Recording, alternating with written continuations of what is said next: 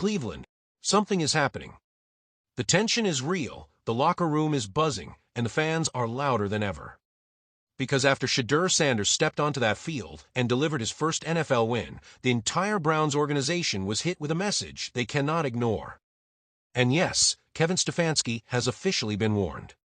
Today we're breaking down the pressure, the controversy, and the new energy that has completely shaken the Cleveland Browns.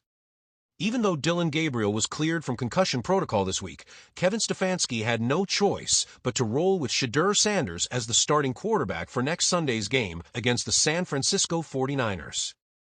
Sanders earned that spot the moment he led the Week 11 victory over the Las Vegas Raiders, where he threw a touchdown pass and sparked an offense that had been flat for weeks.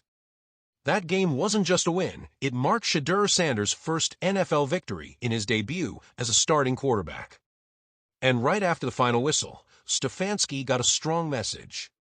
Fans, analysts, even former players were all saying the same thing: do not go back to Dillon Gabriel. In all 6 of Gabriel's starts, the offense never looked remotely close to what Sanders brought in just one outing. And the craziest part? Opportunities for Shedeur Sanders had been almost non-existent. Since preseason, he'd been buried as the 4th option on the depth chart. He never trained with the first team. He never got a real shot. And then suddenly, out of nowhere, he's announced as the starter before the Raiders game, and he delivered. Browns legend Joe Thomas said it best: the team just looked better with Shedeur Sanders. The offense wasn't perfect, but it had real life again. Sanders made throws that Dillon Gabriel simply hadn't shown in 6 games. There was that deep 50-plus-yard strike to Isaiah Bond that even shocked Myles Garrett. A 39-yard connection to Jerry Jeudy that almost turned into a huge gain before the fumble. And the pass to Dylan Sampson, who turned it into a 66-yard sprint to the end zone. Joe Thomas broke it down during the Big Play Cleveland show. He saw huge progress in the exact areas Sanders needed to improve.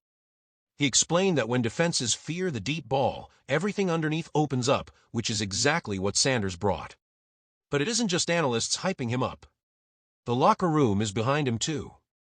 Myles Garrett, who had 3 sacks against the Raiders and now has 17 through 11 games, has been one of his biggest supporters.